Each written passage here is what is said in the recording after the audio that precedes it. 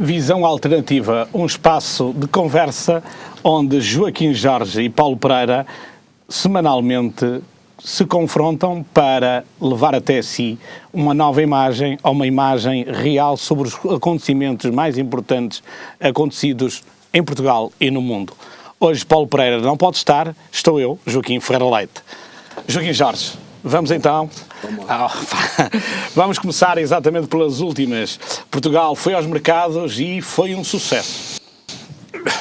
Quer dizer, é preciso calma. O Estado, o Governo tem tido uma boa atuação, porque antes de ir a este mercado, já tinha, a semana passada na Caixa Geral, colocou 750 milhões de euros a 4%, abaixo dos 4%. E a procura ascendeu bastante. E já tinha, no dia 16, nos bilhetes do Tesouro, conseguido, no valor de 1.000 milhões de euros, uma dívida a meio ano. Portanto, eles têm sido inteligentes e conseguiu colocar isso a um juro de 1,96. Agora sim, agora acho que foi um sinal e um risco. Foi a 5 anos. Também acho que escolheram bem o timing, porque... este governo não tem alguma coisa, às vezes... Eu penso que quem está por trás disto é o Miguel Relvas, porque como houve aquela sugestão de aumentar o prazo, e eles têm cumprido, e eles já deviam ter em mão que a dívida, o déficit não passa os 5%, mas só o disseram hoje. Portanto, eu acho que foi favorável. Agora, até entrar em grande euforia, acho um erro, porque... acho que a procura foi boa e foi muito bom a maioria dos estrangeiros, 93%, ter querido este empréstimo. Isso é bom. Agora, vamos, calma, falta 10 anos e há aqui várias contas que eu gostava de falar, que é a taxa de juros próxima de 5% pode não ser sustentável. Depois, a Troika oferece e está muito acima da expectativa do crescimento e da economia. Quer dizer, para mim, para si, o que é que isto conta? Isto é macroeconomia. A minha microeconomia é saber quanto é que vou receber ao fim do mês. Eu há bocado fui aos Correios e a senhora disse: "Ei, já sei quanto é que vou receber. Parece que vai dar para viver." Pronto, quer dizer, é isto que as pessoas precisam de saber. E por fim, Portugal, penso que em 2014 tem que pagar, já sem o apoio da troca, 13.810 milhões de euros da dívida. Bem, vamos ver, quer dizer... Há uma coisa que é importante, que é a confiança. Eu acho que tem havido...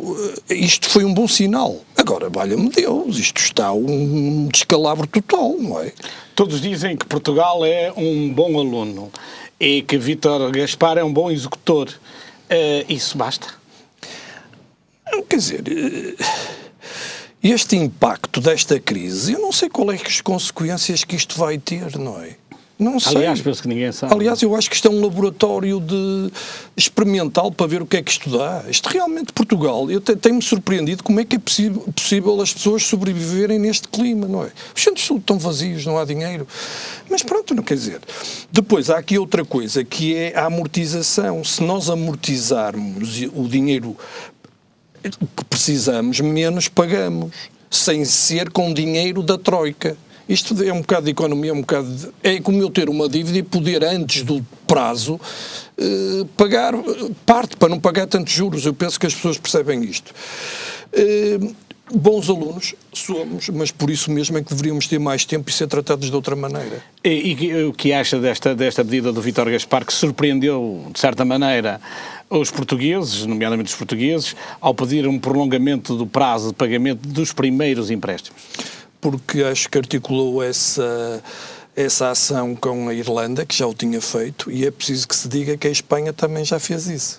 A Espanha já vai ter mais tempo, apesar de nunca ter pedido um financiamento total, só pediu para os bancos. E a França também. E a Holanda. É que as pessoas, pelo menos um ano. Repare, eu acho que estamos aí com o comboio. Eu acho que a Espanha pode nos ajudar muito. Parece-me que o Vítor Gaspar fala devagar, mas parece-me que enquanto fala, pensa. Não lhe parece? Eu acho que o Gaspar em Portugal fala devagar, mas já o ouvi falar em inglês depressa. Portanto, se calhar é melhor falar para Portugal em inglês. Não sei. Há muita gente que o que é capaz de perceber. Esta geração nova toda sabe bastante inglês. Mas como portugueses, podemos ter esperança no futuro perante estes dados? Podemos. Podemos, porque a confiança é fundamental.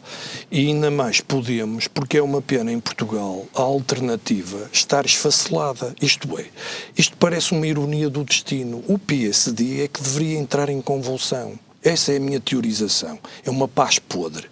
O poder é um bálsamo, dá tudo. É uma anestesia. Tudo é possível. O PSD está completamente entrincheirado. Mas ninguém toma posições porque é o poder. Quem é que toma? Pessoas que já não querem nada. A Ferreira Leite, se compreende-se, foi rival de Pedro Passos Coelho, e depois um ou dois de uma forma fugaz, mas pronto. O PS, que devia agora estar todo unido, vai ter um congresso e começou os problemas. Está dividido. Aliás, o PS nunca esteve unido, não é? É preciso que se diga que em política é uma coisa que eu não gosto. Os nossos maiores traidores são os nossos irmãos do partido. É uma coisa que me mete confusão. Portanto, vai haver um congresso ordinariamente em julho, que faz 2 anos, não é? Mas querem antecipá-lo. Porquê? Porque está em jogo o timing das autárquicas. Está a ver? O seguro, no fundo, não leva mal. Mas não é muito seguro e as pessoas se calhar querem, e é a ala socrática em grande forma, não sei. E o que é que pensa que poderá acontecer? Acha que António Costa vai servir esses desígnios e vai afrontar António José Seguro? Uma eleição direta não quer afrontar, sim, pode-se entender isso, mas acho que será mais uma luta de liderança e de forma de ser e de estar. Eu acho que o Seguro tem um problema, é que não consegue libertar-se do passado. E depois, na sua posição titubeante, quando estava lá, mas não estava com o Sócrates, não sei o que é que vai na cabeça do António Costa, se quer concorrer outra vez. O timing deste Congresso é marcado por quando anunciar o António Costa a sua recandidatura, que ainda não o fez, certo? Exatamente. Também não precisa de anunciar muito cedo. Exatamente. Mas o que eu acho...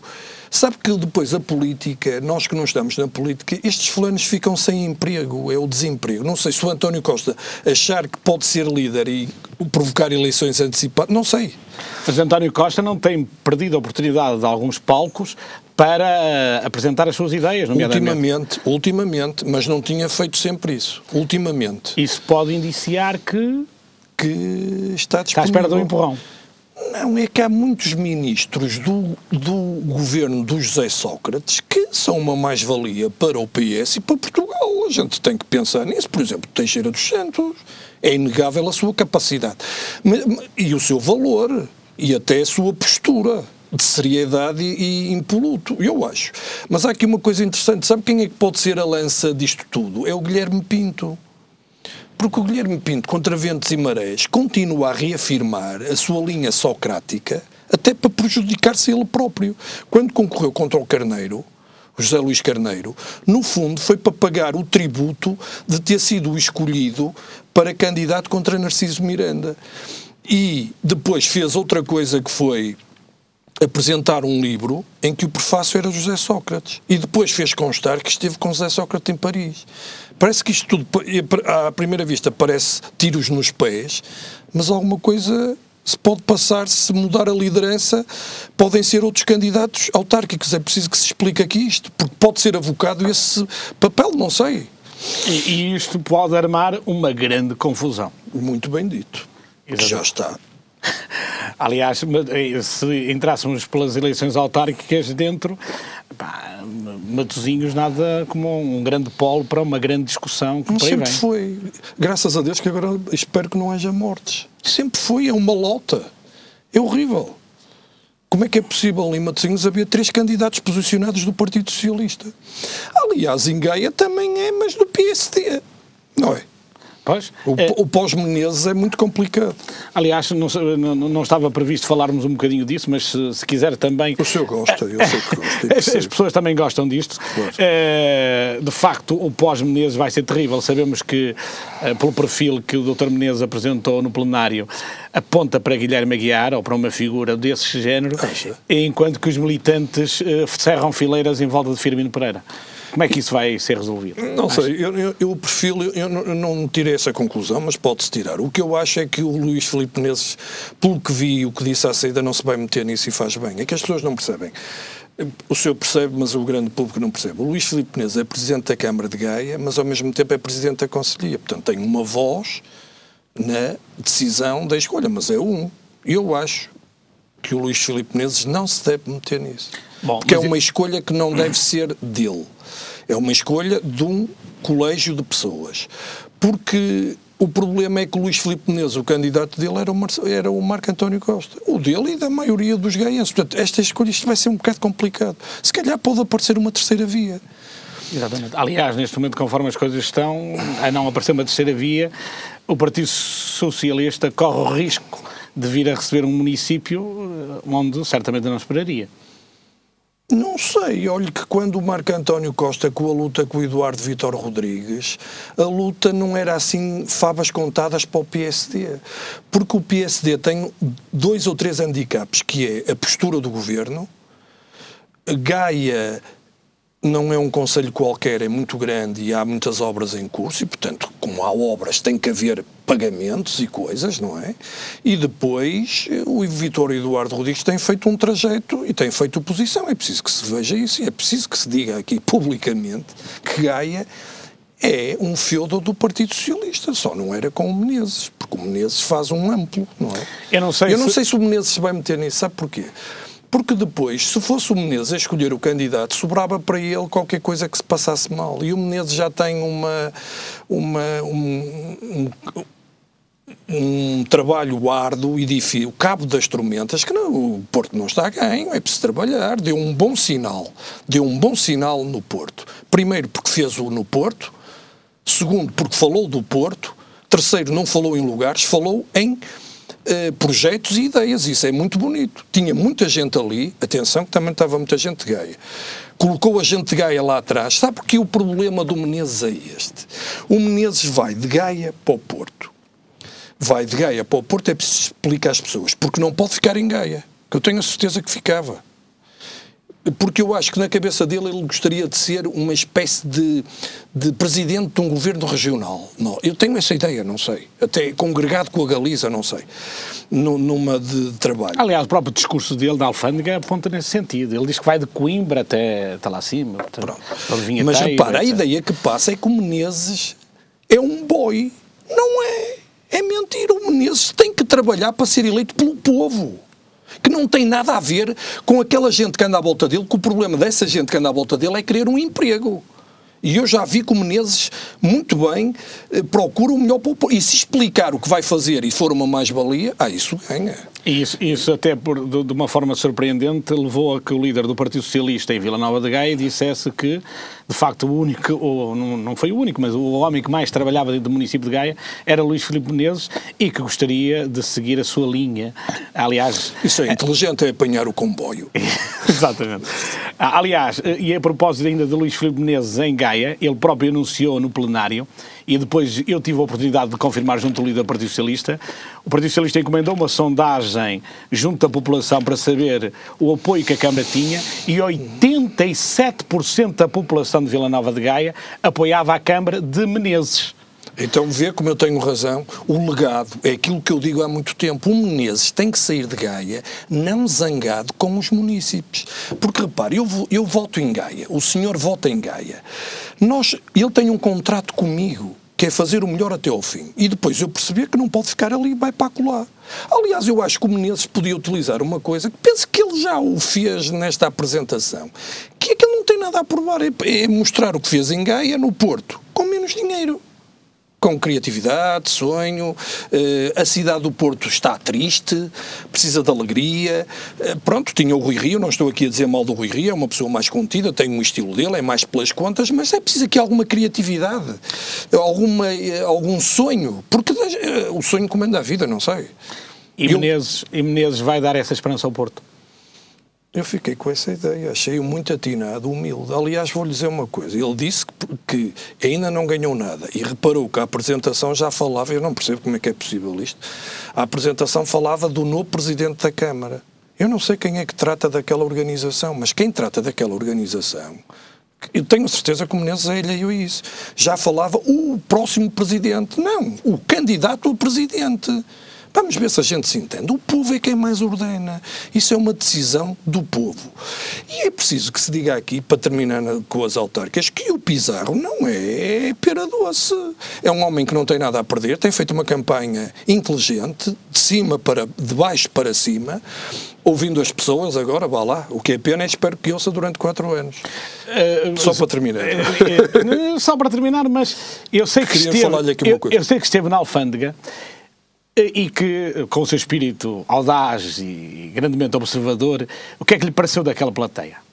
Acha que aquela plateia está ali só por interesse ou vai mesmo levar Menezes à presidência da Câmara de Porto? Eu já disse no último programa, eu tenho que dizer aqui publicamente que eu sou transparente, eu pertenço à Comissão de Honra do Luís Filipe Menezes, que ele convidou-me pessoalmente, que eu muito agradeço, é uma honra, mas isso não me deixa de dar a minha opinião sempre que achar isenta e independente. Fiquei contente, sabe, porque eu vou-lhe explicar. Eu acho que a candidatura do Menezes até àquele momento não tinha corrido bem. Era em Gaia a falar do Porto, a gente via gente da candidatura misturada com gente da Câmara, e eu acho que ele separou aí as águas.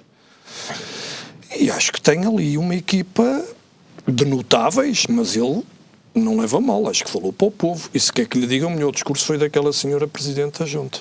Laura Del Douro. Muito bem, quer dizer... Se quer que lhe diga, posso criticar aqui achei muito tempo, 3 horas é um tempo brutal, toda a gente falou, e portanto, outra vez é melhor falar em menos e falar o Menezes, mas eu não estava à espera de um discurso tão bom do Luís Filipe Menezes. Não se falou é um bom princípio. Não se falou em lugares. A vida política não é só lugares, não é? Eu quero é que se resolvam os problemas, não sei. Não sei. Foi uma entrada com o pé direito. Vamos manter-nos nas autárquicas para falar da limitação de mandatos. Essa história que ainda vai alimentar alguns dias mais. Eu vou-lhe explicar. A lei autárquica está mal feita. A lei autárquica foi feita na altura do governo José Sócrates, eu percebi, para controlar o Alberto João Jardim. Porque o Alberto João Jardim não tem outra madeira nem nenhum arquipélago para concorrer, só se concorrer a Porto Santo, não sei. Mas não é independente da madeira. Depois... Ao fazer essa limitação, ficou omisso, portanto, permite que a pessoa concorra noutro sítio. Não era esse espírito da lei. Se a lei estava mal feita, que a mudassem. Portanto, repare que o Seabra agora vem de Sintra para o Porto. Para Lisboa. Para Lisboa. Agora pergunto eu isto. E porquê que não há limitação de mandatos também para os vereadores? Que estão ali eternamente, são o número 2 toda a vida. Eu conheço vereadores que estão lá há mais de 20 e tal anos. Não é? Exatamente. Não é só o Presidente, porque o poder não é só do Presidente, há várias pessoas. Portanto, eu acho que deve-se, num futuro, reformular a limitação. Eu sou contra a limitação de mandatos. Porque acho que numas eleições todos deviam ser iguais e transparentes e poder concorrer. E, portanto, mas como isso não é, tenta-se ganhar na Secretaria o que não se consegue ganhar num jogo de futebol. E, portanto, é como num jogo. E, portanto, a limitação de mandato... Eu acho que as pessoas deviam concorrer. Agora, a democracia devia ter mecanismos de autocontrole e de não poder um fulano fazer o que lhe apetece. Só para terminar. Nesta limitação de mandatos, é uma pena não haver também, tendo em conta o problema do Estado e dos gastos, não haver dinheiro para campanhas eleitorais. Não é preciso. Há redes sociais... Sessões de esclarecimento. Porquê é que não se fazem sessões de esclarecimento como antigamente as RGAs? Não sei, não entendo. Portanto, mas na sua opinião, relativamente à limitação de mandatos, vai ser possível candidatarem de uns conselhos aos outros? Então, o Conselho Nacional de Eleições já não só obstou isso. Se você fizer uma queixa na Procuradoria-Geral da República, repare que essa queixa foi feita pelos apoiantes de Rui Rio. É preciso que se diga aqui. Eu acho que os apoiantes do Rui Rio cometem um erro. Eu não sei, o Rui Rio é do PSD, não é? Aparentemente. Então, se é do PSD, os seus apoiantes devem apoiar o candidato do PSD. Mas o que parece é que os apoiantes do Rui Rio parece que preferem que ganhe Manuel Pizarro do que Luís Filipe Menezes. Isto para mim... Bem, há uma coisa que eu digo na brincadeira que é humor. Em política, eu já vi andar um porco de bicicleta, mas, portanto, quer dizer, tudo é possível. Repare que no próprio PS... Se calhar o António Costa dá-se melhor com o Rui Rio do que com gente do PS Porto, já reparou? O António Costa aparece com o Rui Rio em tudo que é sítio. Aliás, trocam galhardetes os dois e... Sim ou não? Exatamente. Dão-se muito bem. Será que Rui Rio está para Passos Coelho como António Costa está para António José Seguro?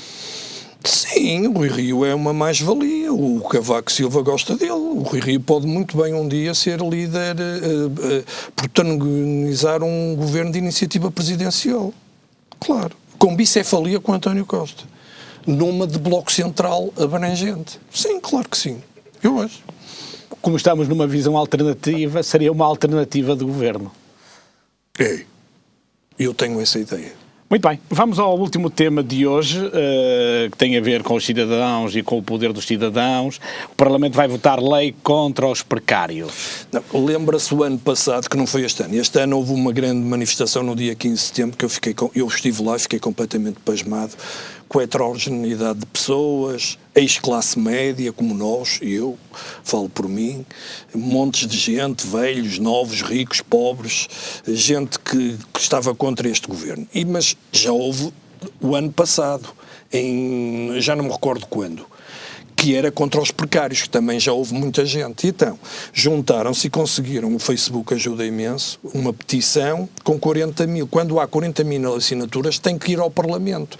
O que é um precário? É uma pessoa que é explorada pelo patrão, ou pela entidade empregadora, vai renovando os contratos e depois não fica efetivo ou a termo. E, portanto, era para corrigir isto. Isso era bom para os velhos, para os novos, começam a trabalhar, e para os velhos. O que é que isto prova? Que a cidadania por vezes funciona, porque dá um trabalho brutal, mas isso funciona, não é?